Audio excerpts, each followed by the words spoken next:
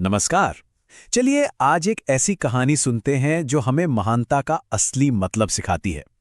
एक ऐसी कहानी जो हमें सादगी की ताकत के बारे में बताती है। तो इस कहानी की शुरुआत करते हैं हम गायत्री मंत्र के साथ, जो असल में बुद्धि और ज्ञान की प्रार्थना है। और यही प्रार्थना हमें वो विनम्रता समझने की शक्ति दे जो इस कहानी की आत्मा है। जानते हैं, हमारी आज की पूरी कहानी का जो सार है ना, वो इसी एक वाक्य में छिपा हुआ है। ये लाइन हमें याद दिलाती है कि सच्ची महानता किसी दिखावे में नहीं, बल्कि एक सादगी से भरे किरदार में होती है। तो हमारी कहानी के जो नायक हैं वो हैं डॉक्टर राजेंद्र प्रसाद। ये एक ऐसा नाम है जिसे भारतीय इतिहास में बहुत सम्मान के साथ लिया जाता है। लेकिन ये कहानी उनके पद के बारे में नहीं, बल्कि उनके व्यक्तित्व के बारे में है। डॉक्टर राजेंद्र प्रसाद इतने ज्यादा माने हुए और सम्मानित थे कि पूरा देश उन्हें प्यार से देश रत्न कहता था। और ये सिर्फ कोई टाइटल नहीं था, बल्कि ये लोगों के दिल से निकला हुआ सम्मान था उनके लिए। तो जरा कल्पना कीजिए, जगह है इलाहाबाद और हल्की हल्की बारिश हो रही है, और देश के सबसे सम्मानित लोगों में से एक डॉक्टर राजेंद्र प्रसाद एक अखबार के संपादक से मिलने के लिए निकले हैं, एकदम आम इंसान की तरह। और यही बात तो सबसे दिलचस्प है, उनका पहनावा।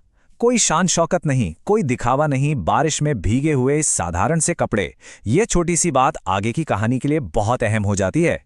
तो अब हम कहानी में पहुंचते हैं अखबार के दफ्तर, जहां उनकी इसी सादगी की एक तरह से परीक्षा होने वाली थी।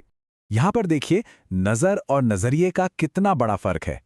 एक तरफ है चपरासी की नजर, जिसे सिर्फ भीगे हुए मामूली से कपड़े दिख रहे हैं, और दूसरी तरफ है हकीकत कि वो व्यक्ति कोई और नहीं बल्कि भारत के पहले राष्ट्रपति, देश रत्न डॉक्टर राजेंद्र प्रसाद थे।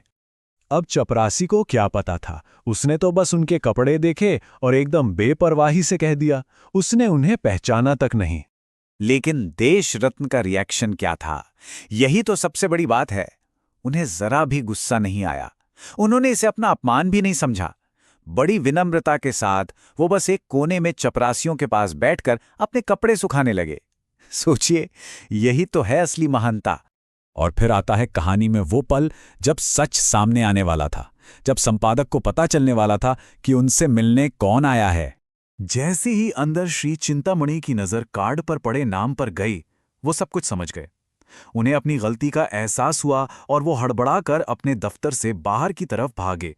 जब श्री चिंतामणि बाहर आए तो उन्होंने इधर उधर देखा। उन्हें डॉक्टर राजेंद्र प्रसाद कहीं दिखाई नहीं दिए। सोचिए, उस पल उनके मन में कैसी घबराहट हुई होगी। तभी उस घबराए हुए चपरासी ने एक कोने की तरफ इशारा किया, और श्री चिंतामणि ने जो देखा वो सच में एक हैरान कर देने वाला और दिल को छू लेने वाला नजारा था। देश रत्न चपरासियों की अंगीठी के पास बैठकर शांति से अपने कपड़े सुखा रहे थे। और इस कहानी का जो सबसे खूबसूरत हिस्सा है ना, वो है इसका सबक, जो हमें डॉक्टर प्रसाद के अपने ही शब्दों से मिलता है। जब श्री चिंतामणि ने इतनी देर होने के लिए माफी मांगी, तो डॉक्टर प्रसाद बस मुस्कुरा दिए और ये सरल से लेकिन बहुत गहरे शब्द कहे। देखिए, उन्होंने शिकायत नहीं की, बल्कि उस स्थिति में भी कुछ अच्छा ही ढूंढ लिया। यही तो उनकी महानता थी। और यही इस पूरी कहानी का निचोड़ है कि असली सम्मान किसी पद या पैसे से नहीं मिलता, वो तो कमाया जाता है विनम्रता से, सादगी से और अपने अच्छे चरित्र की ताकत से। तो ये कहानी ना आज हम सबके लिए एक बहुत जरूरी सवाल छोड़ जाती है। आज की इस दुनिया में जहां बाहरी दिखावे पे इतना जोर दिया जाता है, वहां डॉक्टर राजेंद्र प्रसाद की सादगी और विनम्रता से हम असल में क्या सीख सकते हैं।